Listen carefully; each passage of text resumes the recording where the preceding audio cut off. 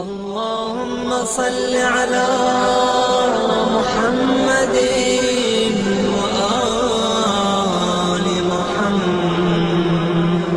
علماء نے اس کو بھی زبان کی آفت میں سے قرار دیا ہے، وہ ہے مزاحیہ گفتگو اور استحسان. مزاحیہ گفتگو کرنا، دیکھیں ہم کتنا زیادہ عام زندگی میں اس قسم کی گفتگو کرتے بھی ہیں، تو اب ہمیں دیکھنا پڑے گا کہ ہم کس انداز کی ہم کو کرنی چاہیے. دیکھیے مزاح جو ہے یہ نیک خوئی کا ایک جز ہے.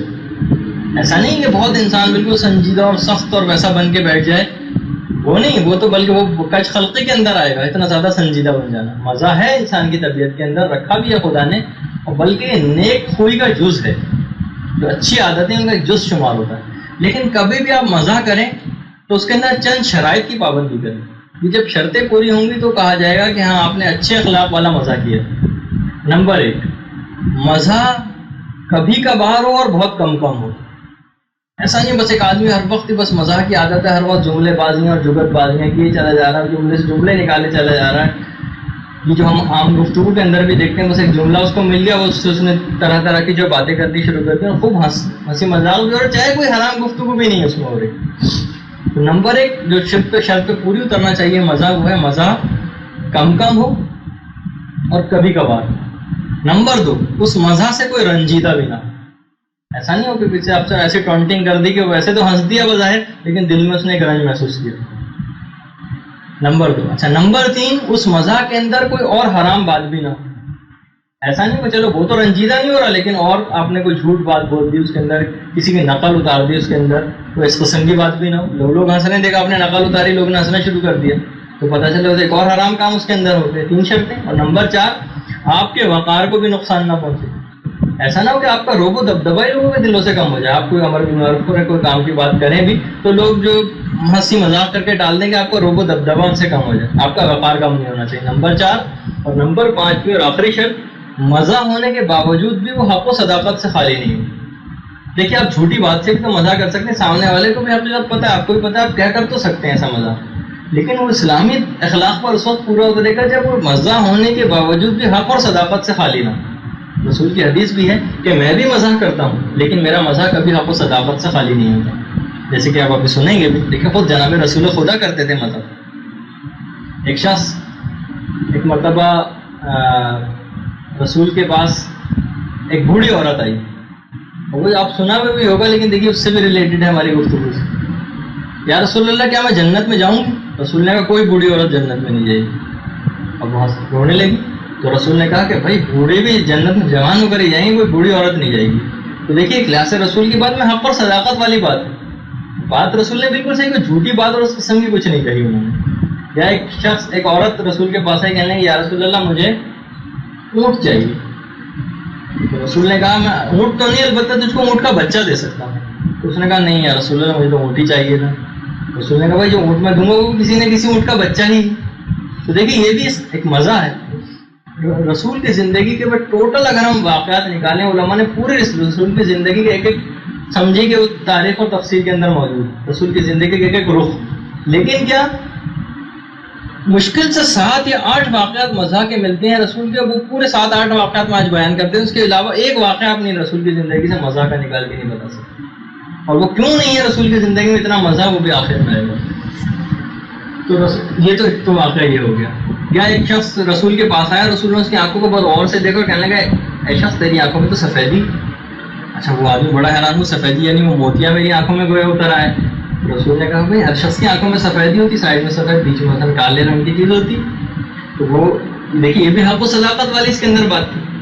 خود رسول کے ایک صحابی بھی تھے، یعنی رب رسول کی ہمیں تبسم اور رسول کے چہرے کے اوپر ہمیں جو مزاح اور ہنسی دکھائی دی ہے وہ انہی چند ایک واقعات کے اندر.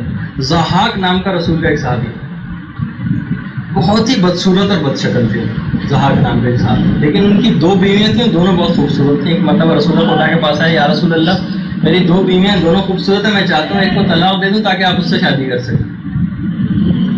اچھا حجرے کے پیچھے جو پردہ تھا اس کے پیچھے حضرت عائشہ بیٹھی ہوئی تھی. اچھا ان کے سامنے اس قسم کی بات کی اس نے، تو پیچھے پردے کے پیچھے سے کہنے لگے ضحاک کیا وہ تجھ سے زیادہ خوبصورت ہے؟ اچھا خود بہت بدصورت ہے بادشاہ کہتے ہیں. ضحاک نے ایک جملہ کہا نہیں میں ان سے زیادہ خوبصورت ہوں. تو اس وہ موقع ایک لوگ علماء بیان کرتے ہیں واحد موقع ایک ان موقعوں کے اندر سے کہ رسول جس موقع پہ ہنسے ہیں باقاعدہ, یعنی جب خود بدصورت بادشاہ کا تھا اور اس نے کہا کہ نہیں میں ان سے بھی زیادہ خوبصورت میں ہوں, یعنی تو رسول کو ایک مزہ کی سی اس کے اندر بات محسوس اور ہنس دی. یا رسول کے ایک اور صحابی تھے صہیب ایک دفعہ ان کے داڑھ میں شدید درد تھا, رسول سے آ کے انہوں نے کہا بھی تھا درد ہے. رسول نے ان کو دیکھا کہ صہیب جو خورما کھا رہے ہیں. اچھا رسول نے کہا اے صہیب تمہاری تو داڑھ کے اندر درد تھا, تم کس طرح خورما کھا رہے ہو؟ کہنے لگے یا رسول اللہ میں دوسری طرف کی داڑھ سے کھا رہا ہوں جس میں درد نہیں. اس پہ بھی رسول ایک اور موقع ہے اس پہ رسول ہنسے. یا رسول ایک اور موقع پہ ہنسے ہیں کہ ایک رسول کے ایک اور صحابی تھے اس کا نام تھا خوات. تو ایک دفعہ خوات کو رسول نے دیکھا کہ وہ عورتوں کے جھرمٹ میں بیٹھے ہوئے ہیں, کھڑے ہوئے ہیں. رسول خوات کے پاس آیا, خوات تم یہاں کیسے؟ کہنے لگے یا رسول اللہ, گھبرا گئے رسول کو دیکھ کر. کہنے لگے یا رسول اللہ میرا اونٹ بہت سرکش ہو گیا تو اس کے لیے میں رسی بٹوانے کے لیے ان عورتوں کے پاس آیا تھا تاکہ اس کے گلے میں رسی باندھ کے قابو کروں. اچھا رسول اس وقت تو چلے گا, اور بعد میں جب کبھی خوات ملتے تو رسول دیکھیے مزہ سے بھی اپنے کس طریقے سے امر بالمعروف کرتے تھے. خوات تمہارے اونٹ کی سرکشی کا کیا حال ہے؟ اچھا خوات بڑے جو ہے وہ اس وقت جو ہے وہ ہوتے. اور تیسری دفعہ جب رسول نے پوچھا خوات تمہاری اونٹ کی سرکشی کا کیا حال ہے, تو خوات نے کہا مجھے اس خدا کی قسم جس نے آپ کو نبی بنا کر بھیجا ہے میرا اونٹ اپنی سرکشی سے باز آ چکا. یعنی اس کے بعد سے انہوں نے وہ چیزیں چھوڑ دی. یعنی رسول کا جو اس قسم کا مزہ بھی ہوتا تھا دیکھیے وہ حق و صداقت اور امر بالمعروف سے خالی نہیں ہوتا تھا. نعمان انصاری رسول کے ایک اور صحابی, ان کا بہت ہی فقیر اور غریب, ایک پیسہ جیب میں نہیں ہوتا. بازار میں جیسے کوئی پھل آتا تھا پھل اٹھاتے تھے رسول کے پاس لے آتے تھے. دکان کا مالک سے نعمان انصاری سے پیسے مانگتا تھا, رسول کے پاس لے کے آ جاتے تھے کہ انہوں نے آپ کا پھل کھایا ان سے پیسے لیجیے. رسول ہنستے تھے اور بہرحال پیسے نکال کے دے دیتے تھے. بعد میں لوگوں نے پوچھا ہے نعمان انصاری تم جب وہاں پیسے نہیں ہوتے تو لا کے کیوں دیتے؟ کہنے لگے میرا بس دل برداشت نہیں کرتا کہ بازار میں کوئی نیا پھل آئے اور رسول اس کو نہ کھائے. وہ ٹھیک ہے کہ میں جو ہے اس طریقے سے رسول کے پاس لاتے, رسول دے بھی دیتے تھے, محبت کا ان کے معیار ہوتا تھا. رسول پہ موقع روایت کے اندر ہے جملہ کہ رسول ہنس دیتے تھے اور پیسے نکال کے اس کے مالک کو دیا کرتے تھے. تو دیکھیے ہم رسول کی زندگی, بس یہ جتنے میں نے واقعات بتائے اس سے ایک واقعہ آپ رسول کی زندگی میں مزہ کا نہیں نکال کے دے سکتے. رسول کی زندگی ایک ایک جز اس کے اندر اتنا کم مزہ, یعنی دیکھیے وہ نمبر ایک شرط پہ اور بلکہ ہر شرط پہ پورا اترا, نہ کوئی رنجور ہو رہا ہے نہ کوئی رنجیدہ ہو رہا ہے, نہ رسول کے وقار کو نقصان پہنچ رہا ہے, نہ اس کے اندر کوئی حرام بات ہے, اور مزہ ہونے کے باوجود حق و صداقت اور امر بالمعروف سے خالی نہیں. پہلی بات جو ہے جی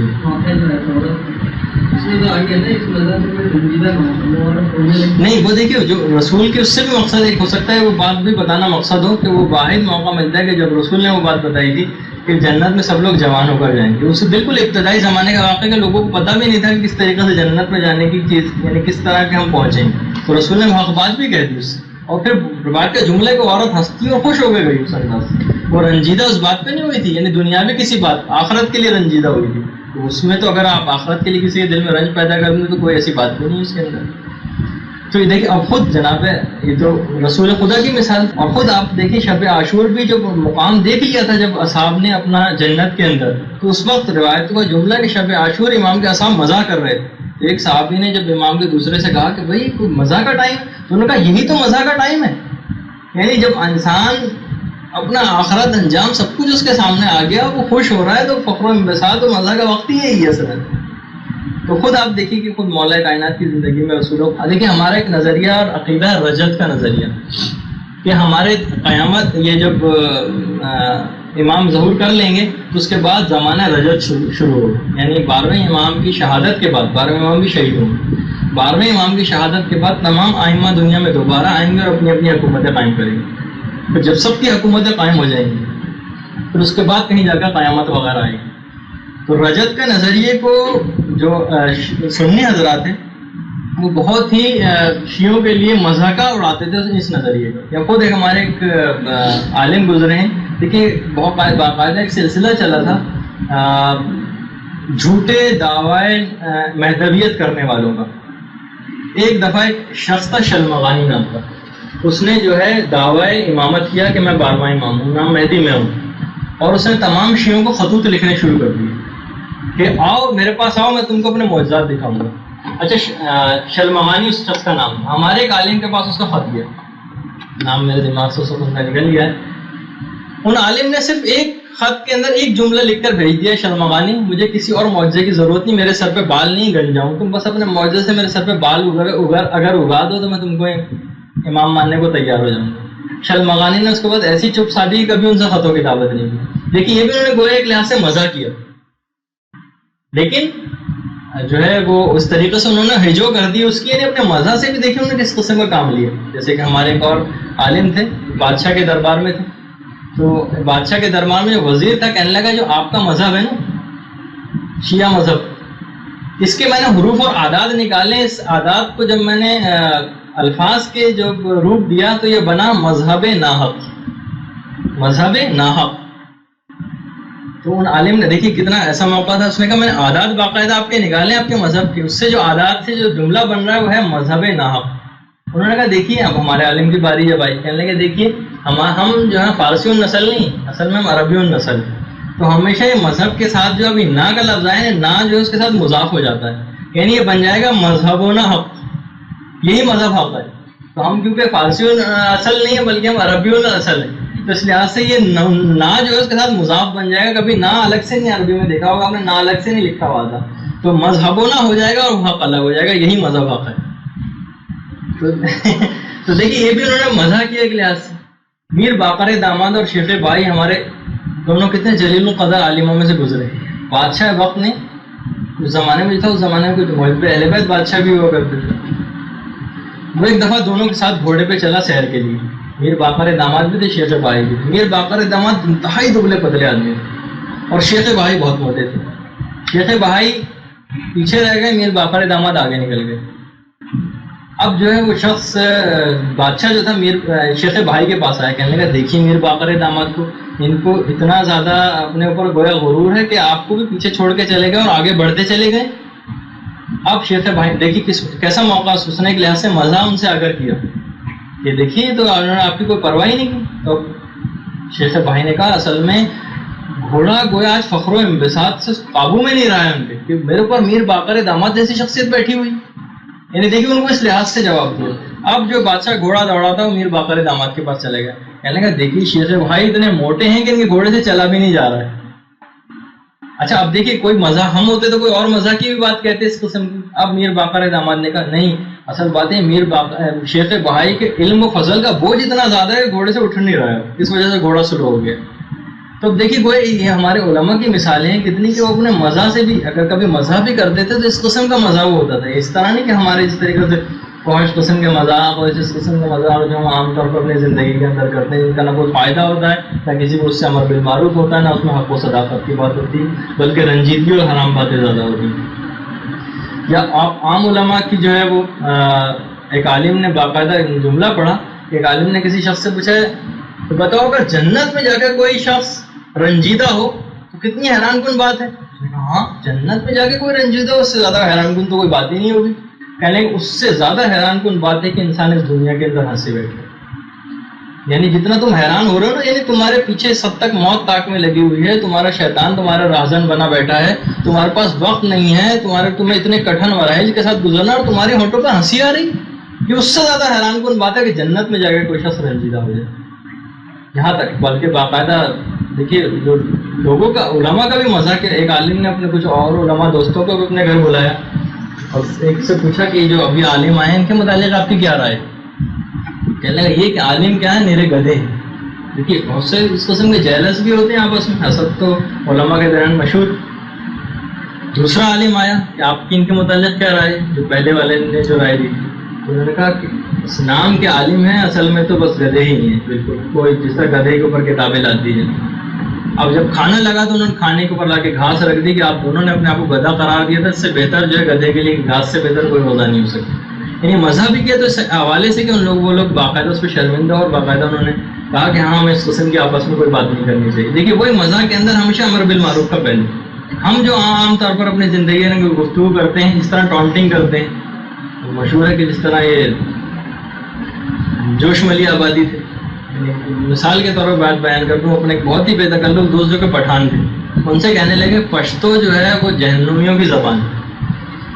اچھا دیکھیے اب یہ کیا ہے، دیکھیے براہ راست ٹونٹنگ ہے اس کے اوپر، تو وہ دوست بھی کیونکہ بے تکلف تھے، انہوں نے فوراً کہا پھر آپ کو سیکھ لینی چاہیے۔ تو اب اس قسم کی بات یہ نہیں، انہوں نے بھی ان کے اوپر براہ راست ٹونٹنگ کی انہوں نے بھی کر دی ہے، ہماری عام گفتگو کے اندر اس قسم کی ہوتی ہے۔ ایک دفعہ انجمن ترقی اردو والے شبلی ان کے پاس جوش ملی آبادی کے پاس فارم لے کر پہنچے کہ اس پہ آپ ممبر شپ اختیار کر لیجیے انجمن ترقی اردو۔ انہوں نے فارم دیکھا، فارم انگلش میں تھا، انہوں نے کہا جس انجمن ترقی اردو کا فارم انگلش میں اس پہ کبھی دستخط نہیں کروں۔ تو عموماً اس قسم کی جو گفتگو ہمارے جو درمیان بھی ہوتی ہے، یعنی ایک دوسرے براہ راست تنقید، براہ راست ٹونٹنگ، سب کے سامنے اس کے لیے کوئی جملہ اس طریقے سے کہہ دینا کہ وہ ہو سکتا ہے وہ بھی جواباً کچھ کہہ دے لیکن اپنے دل میں کچھ محسوس کرے وہ، یعنی کسی وجہ کہ ان کی زبان پشتو تھی، اس کا جہنمیوں کی زبان، براہ راست اس قسم کی ٹونٹنگ، انہوں نے بھی کہا کہ پھر آپ کو سیکھ لینی چاہیے۔ تو ہم اب کتنی ساری مثالوں سے یہ بات واضح ہوئی کہ بہرحال اس قسم کا کوئی بھی مزاح ہم کو عام زندگی میں نہیں کرنا چاہیے۔ اور اچھا، اس کے مزاحیہ گفتگو کے بعد ایک اور چیز ہے استہزاء۔ دیکھیے مزاحیہ گفتگو وہ گفتگو جس کے اندر کوئی رنجیدہ نہ ہو، اگر اس مزاح سے کوئی رنجیدہ ہو جائے تو اس کو استہزاء کہا جاتا ہے، مذاق اڑانا۔ یعنی مزاحیہ گفتگو الگ ہے، جب اس میں رنجیدگی کا پہلو ہو جائے تو وہ استہزاء میں بدل جاتی ہے۔ باقاعدہ روایت ملتی بھی ہے کہ ایک دفعہ ایک اعرابی جو ہے رسول سے کچھ کہنے آ رہا تھا۔ اچھا، رسول خیمے کے اندر تھے، وہ بار بار اپنے اونٹ کو بٹھانے کی کوشش کرتا تھا، اونٹ کسی صورت نہیں بیٹھ رہا تھا، بلکہ اونٹ نے اچھلنا شروع کر دیا۔ اچھا، جتنے صحابی اور کھڑے ہوتے سب ہنسنا شروع ہو گئے۔ ہمارے سامنے میں نہیں ہوتا، کوئی شخص پھسل کے گر جائے ایک دم ہنس پڑتے ہیں، کسی شخص کو کوئی ایک دم سے چوٹ لگ جائے ہم ایک دم ہنس پڑتے ہیں۔ اونٹ اتنا زیادہ اچھلا کہ وہ نیچے گرا، اس کی گردن کی ہڈی ٹوٹ کے مر گیا۔ لوگ رسول کے پاس آئے اور کہنے لگے کہ یا رسول اللہ فلاں جو اعرابی تھا وہ اس سے گر کر مر گیا۔ رسول نے کہا وہ تو مر گیا لیکن تمہارا منہ بھی اس کے خون سے آلودہ ہو گیا۔ یعنی یہ تم اس قسم کا کیوں ہنس رہے تھے اور تم اس کا مذاق اڑا رہے؟ مثلا جیسے ہم عام زندگی میں اپنا دیکھتے ہیں، کوئی ذرا سا پھسل جائے، کچھ ہو جائے، کسی کپڑوں میں کوئی چیز گر جائے، ایک دم سے ہم ہنس پڑتے ہیں، جبکہ دوسرے کے لیے ویسا پہلو ہوتا ہے، یہ کہلایا جائے گا استہزاء کے اندر آئے۔ اس سے اپنے آپ کو بچانا، اور اس کا ایک علاج بھی ہے، کچھ علماء نے علاج بتایا کہ ہم یہ مزاحیہ گفتگو اور استہزاء کا علاج کیا ہے۔ تو نمبر 1 علاج تو ایک ہی ہے کہ وہی خاموشی اختیار کیجیے۔ خاموشی یعنی وہی دیکھیں، ہر زبان کی آفتوں کے اندر وہی ایک علاج تو ہر جگہ کانسٹنٹ چلے گا، خاموشی۔ اور نمبر 2 جو علاج ہے، قرآن کی آیت ہے وَيَبْكُوا كَثِيرًا وَيَضْحَكُوا قَلِيلًا، رویا زیادہ کرو، یبکو کثیرہ وَيَضْحَكُوا قَلِيلًا، ہنسا کم کرو۔ قرآن کی آیت بھی ہے، جب بھی ہمیں عام قسم کی کہا جاتا ہے کہ جو زیادہ قہقہے لگاتے ہیں نا اس کا دل بھی سخت اور مردہ ہو جاتا ہے، پھر اس میں اتنی زیادہ باتیں اثر بھی نہیں کرتی جو بہت زیادہ قہقہے لگایا کرتا ہے۔ تو نمبر 2 تو یہ ہو گیا کہ قرآن کی آیت بھی اس کو حکم خدا سمجھتے ہیں، اس کے اوپر عمل کیجیے۔ خاص طور پر حضرت عمر ابن عبدالعزیز جو کہ بہرحال عموی نسل تھے لیکن محب اہل بیت بھی تھے، اور کتنی زیادہ انہوں نے اصلاحات کی آ کر، وہ یہ کہا کرتے تھے، اس کا علاج انہوں نے بھی ایک بتایا۔ انہوں نے کہا کوشش یہ کرو کہ جب بھی اس قسم کی عام مذہب کی کہیں گفتگو ہو رہی ہو تم فوراً قرآن کے متعلق گفتگو شروع کرو۔ اچھا، لیکن اگر تمہارے قرآن کے متعلق اتنی نالج نہیں ہے تو لوگوں کی اچھی اور بہترین باتوں کو بیان کرنا شروع کرو۔ کبھی آپ نے دیکھو محفلوں کے اندر بیٹھ کے جو لوگ، مثلا ہم بیٹھے ہوئے کسی محفل، ہمارے جو دوست احباب ہیں ان کی اچھی اچھی باتوں کو نکال کے بیان کرنے شروع کرو۔ اگر کوئی اور مثلا ہم مذہبی بات بھی کوئی نہیں نکالنا چاہ رہے یا نہیں نکل پا رہی ہے، مثلا قرآن کے متعلق اتنی معلومات نہیں ہے، گیدرنگ کچھ اس قسم کی، تو لوگوں کی اچھی باتوں کا ذکر کرنا شروع کر دو تاکہ وہ مزہ کی گفتگو جو ہے بیچ میں نہ اتنی آنے پائے۔ کیونکہ جب مزہ کی گفتگو محفل میں آئے گی تو لازمی اس کے اندر غیبت بھی ہو جائے گی، نقل بھی اتاری جائے گی، استہزاء کا پہلو بھی آ جائے گا، اور کیا کیا کچھ ہوگا وہ آپ کو پتہ ہے۔ اور 5ویں چیز یہ بات یاد رکھیے، استہزاء کے متعلق کہا جاتا ہے کہ اگر کوئی شخص نے اس دنیا میں کسی کا مذاق اڑایا تو آخرت میں خدا اس سے استہزاء کرے گا۔ جملہ یہ ملتا ہے کہ جب آپ نے یہاں کسی کا مذاق اڑایا تو جہنم میں اس شخص کو نکالا جائے گا اور اس کے لیے جنت کا ایک دروازہ سے کھول دیا جائے گا، کہا کہ جنت میں داخل ہو جائے گا۔ وہ جیسی جنت کے دروازے پر پہنچے گا دروازہ بند کر دیا جائے گا، اور ایک اور دروازہ پیچھے کی طرف کھول دیا جائے گا، وہاں سے داخل ہو جائے گا، وہاں سے جائے گا، وہاں سے جائے گا، وہاں سے بھی دروازہ بند کر دیا جائے گا۔ بار بار جب ایسے ہوگا شدید شرم اور خجالت کے ساتھ وہ شخص مایوس ہو کر بیٹھ جائے گا اور سمجھ جائے گا مجھ سے استہزاء کیا جا رہا ہے، میرا مذاق اڑایا جا رہا ہے۔ پھر اس کو بتایا جائے گا دنیا میں جو تم نے اس قسم سے لوگوں کا مذاق اڑایا تھا، آخرت میں خدا آج تمہارا مذاق اڑا رہا ہے اس طریقے سے۔ تو اس قسم کی یہ 5 طریقے ہیں تقریباً کہ ہم اس طریقے سے مزاحیہ گفتگو جو عام گفتگو بنتی ہے لیکن یہ کسی ایک حرام کام کا پیش خیمہ بن جاتی ہے۔ وہی اسلام کبھی بھی دیکھیے اس راستے بھی آپ کو نہیں بھیجنا چاہتا کہ جس سے آپ مباح بھی چاہے کیوں نہ ہو لیکن آپ حرام میں گرفتار ہو جائیں۔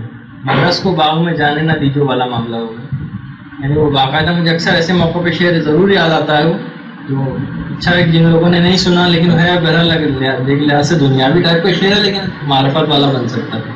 مگس کو باغ میں جانے نہ دیجو کہ نہا خون پروانے کا ہو. شہد کی مکھی کو باغ میں نہیں جانے دو. اگر شہد کی مکھی باغ میں چلی گئی تو سب پروانے مر جائیں گے. اس کے کیا معنی؟ تو شہد کی مکھی باغ میں جائے گی تو پھلوں کا رس چوسے گی, پھلوں کا رس چوسے گی تو اس سے شہد بنے گا, شہد بنے گا تو شہد سے موم بتی بنے گی, موم بتی جب جلائی جائے گی تو پروانے آئیں گے اور جل کے مر جائیں گے. پروانوں کو اگر جلنے سے بچانا چاہتے ہیں تو شہد کی مکھی کو باغ میں نہیں جانے دیجیے. یہ ایک ہے. تو اسلام کبھی بھی اس گفتگو وہیں سے ہی آپ کو روک دے گا. اگر مزاحیہ گفتگو کی ویسے عام طور پہ آپ کو اجازت مل جائے جب بھی 5 شرائط کے ساتھ اجازت ملی, اور اس میں پہلی شرط یہ بہت کم ہو اور کبھی کبھار. آپ خود دیکھیں اگر 2-3 گھنٹے کی ایک نشست ہے تو پھر دیکھیے بہرحال نیک خوئی کا جز تو ہے وہ, تو آپ دیکھ لیں کہ 2 گھنٹے کی ایک نشست کہیں بیٹھے ہو تو اس میں کتنا مزہ جو ہے وہ شمار ہوا کم ہے. 1 یا 2 دفعہ اگر آپ نے مزہ کر لیا تو بس ایک محفل کے اندر کافی. اس سے زیادہ اگر آپ کر رہے ہیں تو پھر وہ ہو جائے گا کہ وہ زیادہ ہو رہا ہے اور حد اعتدال سے بڑھ رہا ہے, اس میں حرام اور زبان کی آفت کے اندر شمار ہوا ہے.